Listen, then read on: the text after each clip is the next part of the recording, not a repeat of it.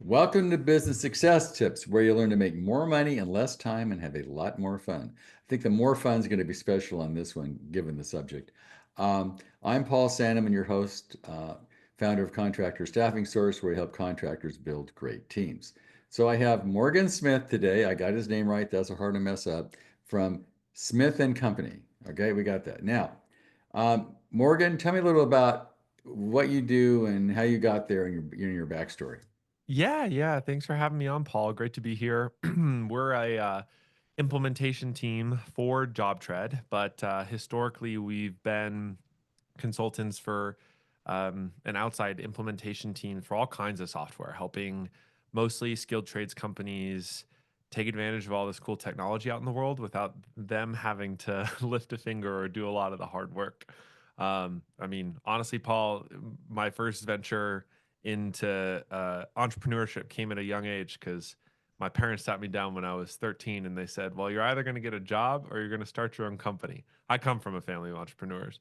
All And right. so I decided to start my own company. And at that time, that was a website design firm. But in the years since, I've done all sorts of things. And Now, I the have a last, question. This is a totally off the subject question, but it's yeah, interesting these days. So, did you go to college to start your company? no, I did go to college. I did end up actually going to college. Because there's two points of view, right? One point of view is learn AI and make great friends, and you can forget about college, right? And the other one Yeah. is no, you need to go to college because you need a degree and all that kind of stuff. And I know people. I Uh, know a guy that started his company when he was 18. He's now making like 250,000 a year, and he's like 21, right? wow. He said, screw that. I'm just going to do it myself. He's a high tech guy. Other people say, no, you need to go to college. So do you have an opinion on that, having done the other route? If you're smart, graduate from high school, because Yeah. everything's changing in education, right? It's a whole new ballgame. Yes. I think nowadays I don't think the promise of a college degree is as good as it once was, and I think that there's a lot more avenues. And honestly, Paul, more people should be in the trades more than anything. I mean, more people should go be plumbers and electricians and Well, carpenters that's one because thing. AI is not going to get rid of that anytime that's right. soon. That's exactly right. It's not kind of It's, can't replace those pipes just yet. Can't replace those pipes. So that's a safe career path, right? I agree. A lot of people should go into the trades. So Yes. now let me give you my experience with implementation. In our company, I came up, I had a lot of clients and they all had problems getting recruiting. So I came up with all this, cool software like applicant tracking systems and, assessments, all the best stuff. I gave it to my clients. They totally screwed it up Yeah. because they didn't have the time to do it. And so over the years, many years of doing this, my experience of software and contractors is the utilization is usually terrible. That they buy this software, I don't know, it may be project management, it may be accounting, whatever that is, CRM, pick one, right? They buy this cool software. Like I just bought, I changed from, I was on Salesforce and a bunch of other ones. I changed to GoHighLevel, which is really cool, but it's hard to use, right? I mean, for me. Yeah. Yeah. So I bought this really cool software that does everything, but I literally had to hire a guy to show me how to use it because I had no Yeah. clue. Yeah. This is very common, Paul. I mean, I the thing that I say a lot is that the, when people are buying new software, they're actually doing two things, and really three. The first is they're learning how the software works, which is one step. Then they're learning how to use the software for their company, which is the second step. And the third step is sometimes you got to change how your company works based on how the software works. And And tough because I've seen a lot of people like, the software company, especially a big one, like sure. Salesforce or HubSpot, they don't care about you. I mean, they got a gazillion customers. It's my way or the highway. This is the way it works. You want to work it, that's fine. We have a great product, a great service. You need to adapt to how we do our stuff or forget it, right? Yes. And Uh, as a rule, contractors aren't really those kind of people. no, no, they're not. They're not. They're not experts in technology. And more importantly, this is a time thing too, because there's if you spend an hour like watching a video, if you spend an hour watching videos on the software that you hired, you're going to spend another hour tinkering around with what the video shows, right? You're going to follow along, play pause, you're going to go into the piece of software. Then you're going to spend another couple of hours doing all of that work for how your company operates. And what we run into is people generally just way underestimate the amount of time. Not even a skill thing, right? They just underestimate the amount of time it takes to get a new piece of software working for their company. I mean, I mentioned we specialize in JobTread. JobTread has this crazy training library, right? They have 35 hours worth of training videos. So you got 35 hours of training videos and 35 hours of messing around with a piece of software. So that's 70. And then you got that all over again Well, for you know building into what your I own company. what I tell guys, Morgan, I say figure it's a year. Yeah. I Yeah. think that's a safe number because it's literally going to take you a year to figure it out. And they go, no, no, no. I go, I've been there, done that. It's a year. And if you figure on a year, you will not be disappointed because, the videos, come on, we're all going to watch a video and figure out how to use stuff. I don't think so. Exactly right. Yeah. We have, no, and we're way too busy. The number one reason people don't take time management, Morgan, is no time. Right. Hmm. So it's like the same thing with this. It's like, oh, I bought this software because it's going to save me all this time. I don't think so Right. because the biggest thing is the user interface and the emotional impact of the software, right? Hmm. It's like Hmm. I've drugged contractors through technology for 50 years. When I started, I had to convince them to get a pager. That's how old I am, right? And then I went from pagers to cell phones. Cell phones going to disrupt my. Then I went from cell phones to, project management. Well, before that was websites, or I don't need a website. I don't need email. And so the latest one, we're now to AI, right? And they're going, Yeah. I don't want to learn this stuff. I don't need to do it. And I go, come on, dude, it's changing everything. So it's tough to change behavior. So Yes. maybe you can help the audience here. Obviously, technology can be your friend or worst enemy, depending how you look at it, right? So, how you help technology be your friend, whether you're implementing a CRM system like Salesforce or HubSpot or GoHighLevel or pick Hmm. one, or you're implementing software like, JobTread or whatever, project management. Is there any secrets you've learned how to adapt and then how to get the employees to actually use it? Hmm. So, two-parter. I think on the first half, that what you're articulating is what we tell clients all the time, which is when you're migrating to a new piece of software, new CRM, new project management, you're migrating from spreadsheets to JobTread, whatever. You are not just changing software, you are changing the way your company works. So it's best to walk in with clear eyes to realize that by using this new piece of software, you are changing how the company works, how it operates. And JobTread impacts, how you cost jobs and how you manage projects and how you manage your sales process. Morgan, this But reminds me of January in health clubs. yeah. Yes. Right, the New Year's resolution that I, everybody says, I'm "Oh, I'm we're gonna gonna get I'm go going to the and club. I'm gonna hire a trainer. And I would I'm say gonna if do you it." go, you'd better hire a trainer or you're in trouble, right? Yeah, yes, that's exactly right. Because if you don't have a clear sense of how your company currently operates, if you're like a duck swimming on the water and everything looks cool above water, but below water, it's just this furious paddling and everything's Right. just chaos and things are just kind of taken care of as they are, then moving to a new piece of software, A, isn't going to solve it.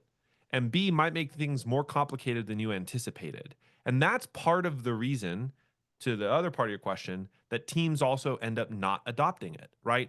We disqualify companies that don't have the owners involved.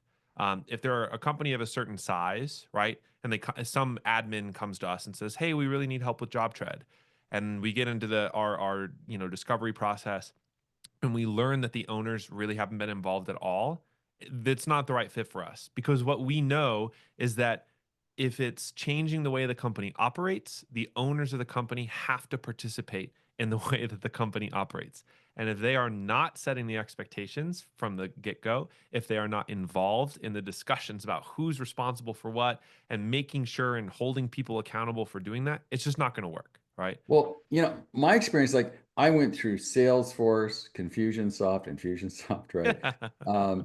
I went through like 5 CRMs, and I couldn't get them to work, right? Because people wouldn't fill out the damn form, right? It's like you got to fill this out. I don't want to fill this out.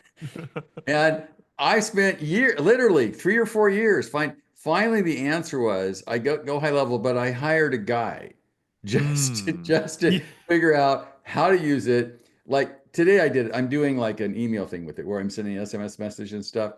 It Hmm. took him an hour and a half to explain just how it's supposed to do all the stuff it's supposed to do. And then I said, you need to do it because they're never going to get it. Yes, that's right. That's right. Well, and you always need a software champion, right? So this is the second part of the of answering your question. You have to have somebody who's a champion for getting that piece of software across the finish line. However, that person doesn't have to be internal, right? Companies of a certain size can't afford only one person to be, a Well, champion no, of the your software CRM. costs It's like $400 a month. The guy right. costs like $4,000 a month, right? Yeah, Like, exactly right. So sometimes you need an external resource to be that champion or a fractional champion.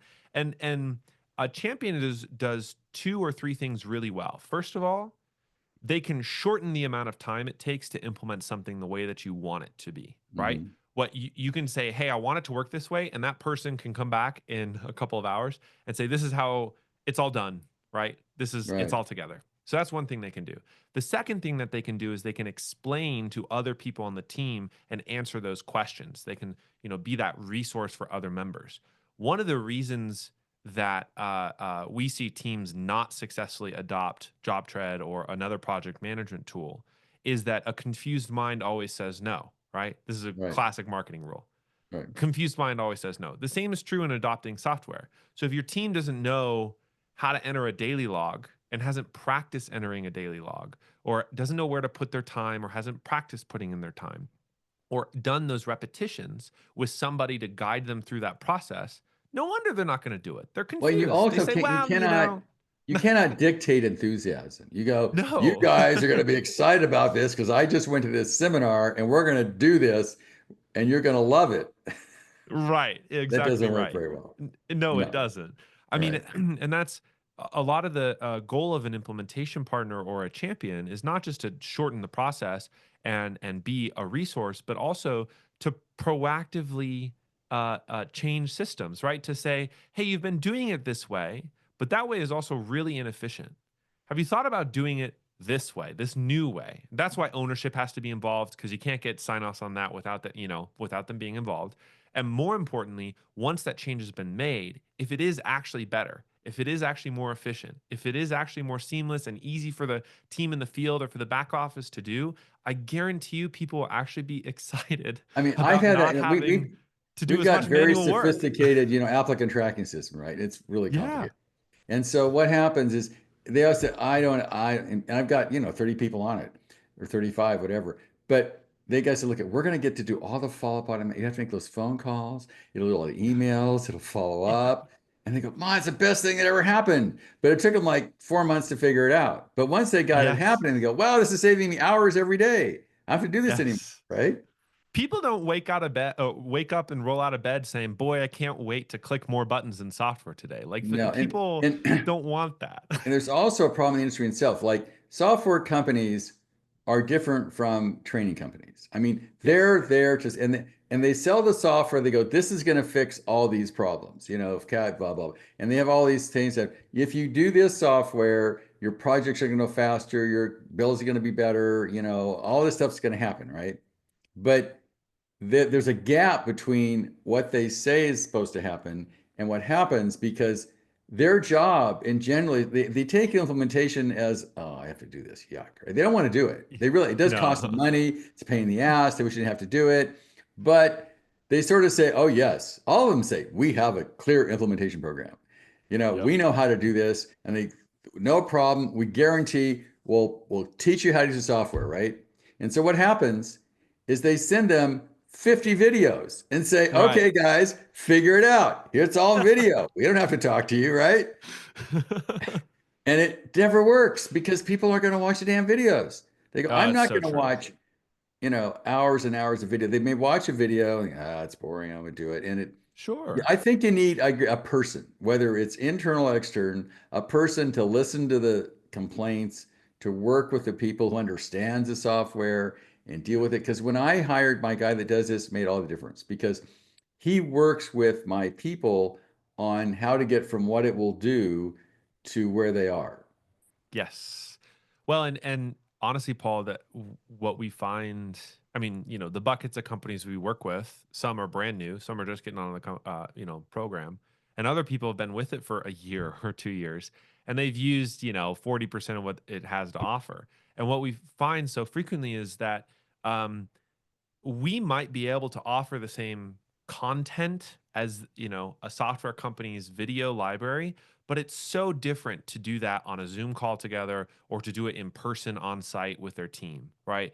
Being able to sit down, guide them through the process. Okay, here's how we're going to do it, taking breaks, coming back, doing the rhythms, the motions, the practices, getting people comfortable, right? The last thing that you want is a blank look from your field Right. supervisor Well, saying, "Wait, where do we do that again? having What been a was that coach we're for, supposed to do?" for 40 years, I figured out knowing what to do is easy. Getting people to do it is hard. And I use the Yeah. example, how do you get in shape? You eat right and you exercise. We're done, right? Yeah. And we have the most obese country, one of the most obese, like 70% are overweight in this country. It isn't because not everybody knows the answer. They got it. Eat less, exercise, we're good.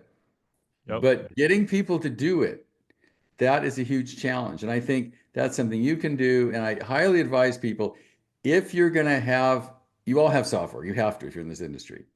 Yeah. My guess, you're using a fraction of what it's capable of.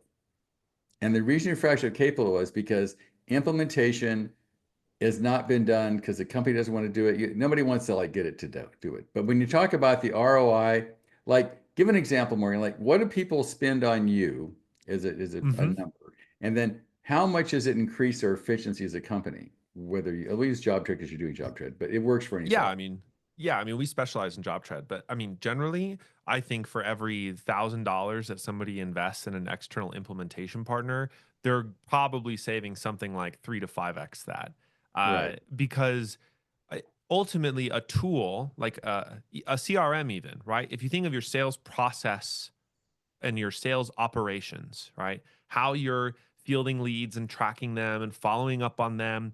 If you made enough of an improvement to your sales process that you won two, three, four more deals just because you were more organized, just because you were Mhm. more on top of it, just because things were more automated, that's worth the investment on the front end. You're going to get a Right. huge ROI.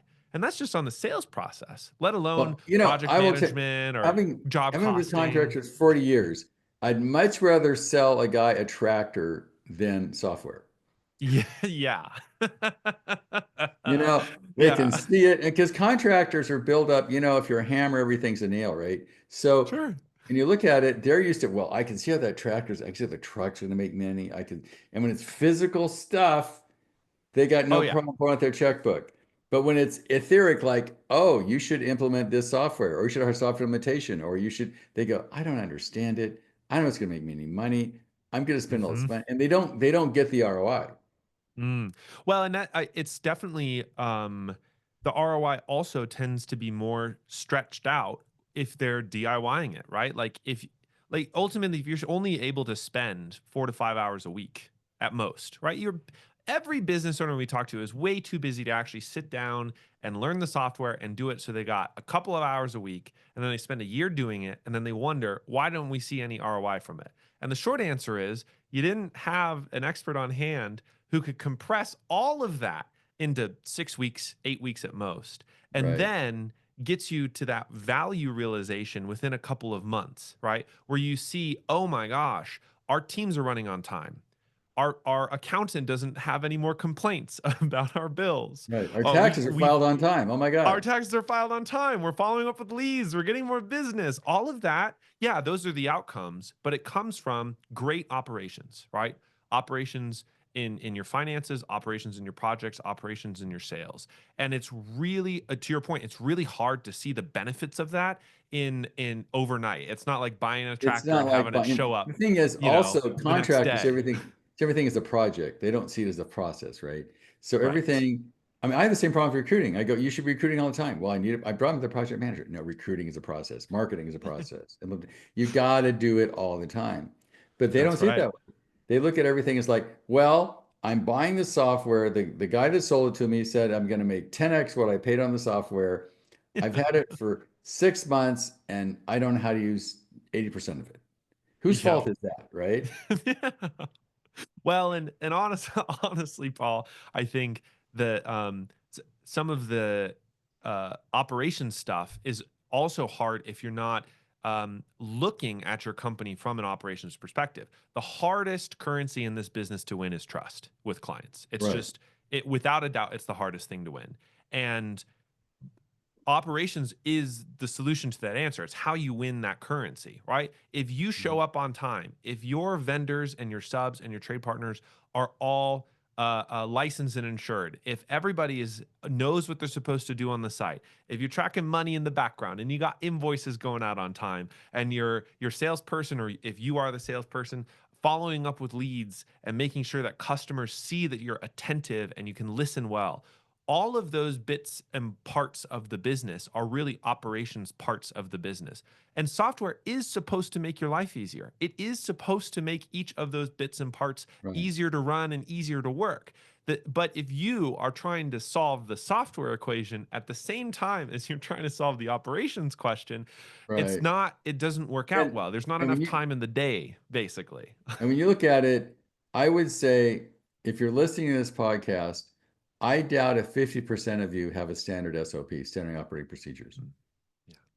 I can't go say, okay, what give me a SOP, give me an org chart, give me the basic fundamentals of organization. They're gonna go, if you're really bad, they're gonna say, what's an SOP? Then you know you're in big trouble. Yep. Uh, and so that's the thing we're dealing with is we're taking craftspeople for most of the case and trying Mhm. to turn them into entrepreneurs. Mm. Not an easy thing to do Mm-mm. because I Not know, an overnight because transformation, that's for you were sure. you said you had an entrepreneurship family. An entrepreneur says, look, I'm going to lose money the first 2 years. I'm good. Yeah. Contractor says I'm going to lose money the first 10 minutes. I'm not okay. Yeah. I got to make money now. I'm putting a day's in, I'm on a day's pay, not, oh, I'm developing a software. I'm going to dump $1 million into before I'm going to say anything. They don't get that. So it's interesting. I Okay, I so do if it agree. let's say we're gonna end this quick with a positive note here. So if you have software and you Mhm. are not using all of it, if you have JobTread, obviously Morgan's you got to call. But even if you have some other software, find somebody like Morgan who is an expertise in the industry and can help you do it. And if you're using AI, ChatGPT, just go ask Chat, say, hey, ChatGPT, this is my problem, blah, blah, blah, blah. Give me 5 people that have great reputations that can fix this for me. And it'll tell you in about 10 seconds. Yep. I also have a pro tip for that process, because I think hiring an external consultant or an external implementation partner should be a two-way conversation. And I think most contractors that I talk to don't know what questions to ask. And I think the number one question that they should ask an external implementation partner is not about the software. It's not how long they've been using the software. It's not how well they know the software. They know the software.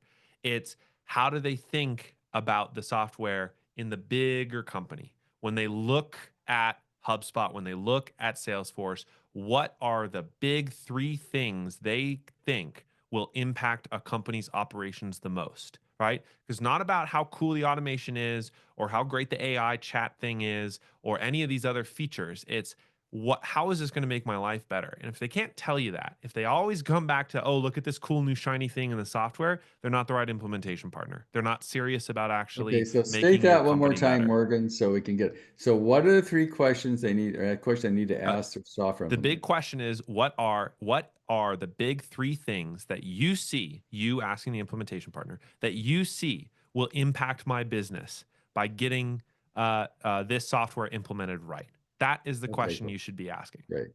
Thank you. So ask that first, get a list of get a list of people that can help you with your software and then ask them that question. I think that's the short thing you need to do. That's But exactly right. DIY does not apply to software. Do not do it yourself. It's a bad idea because it's going to take you longer, cost you more. It's just, I've been doing this for years and years and years. And it's like, oh, I'll have my daughter build my website, or I will, I'll have my son figure out how to do this QuickBooks thing. I mean, bad idea. It Get expert. is. Now I Yes. answer one last question for you, Morgan. Hmm. Can you do this offshore? Or does the person have to physically go to the place? Because offshore is obviously cheaper and it's an option. Yeah. So offshore, you mean like doing Like, implementation virtually or? yeah, like somebody in Colombia or somebody in wherever who's an implementation specialist, can they do it because it's going to be a fraction of the cost, or you have to have somebody who physically is in the US to pull it off? No, I mean, generally it's definitely not required that they have to be in the US. They just need to, I mean, know the software and know how it impacts your business well enough to make those decisions. And different, pieces of software are known at varying Salesforce, HubSpot, really popular. You're going to find a lot of people. Zapier, same, probably. Right. More niche stuff in the industry might be harder to find somebody, and you'd have to pay them. I mean, sure, they're cheaper, but you'd have to pay them more to learn the software. So, Right. So uh, you're saying if it's a well-known software, mhm. offshore is an option Yeah, because for obviously sure. it's a lot less cost effective. Okay, cool. All right. Thanks, Morgan. I appreciate being here. Hopefully this is helpful to the listeners. And if you get one thing out of this, don't do it yourself. Bad idea. It will cost you more and take you longer, guaranteed. So thanks, Morgan. If people want to get in touch with you, Morgan, how do they do that? Yeah, thanks for having me, Paul. This has been a great conversation. People can go to Smith and Co, all spelled out, .ltd. That's the Smith and Co Limited. So Smith and Co .ltd. That's our website. You can learn more about what we do with JobTread there. Reach out, schedule a time to chat. We'd be happy to help folks either squeeze more out of their JobTread instance, or if they're brand new to the software, been kind of thinking about, oh my God, I'd have to DIY it. We help plenty of companies get from whatever they're using right now into JobTread, Right, including Excel spreadsheets. including pen and paper and Excel spreadsheets and Spreadsheets. mental math. Absolutely. We've Okay. seen every system Right. under the sun. Absolutely. Well, thanks, Morgan. I really appreciate being here. This was a great Thank conversation. you. Thank you.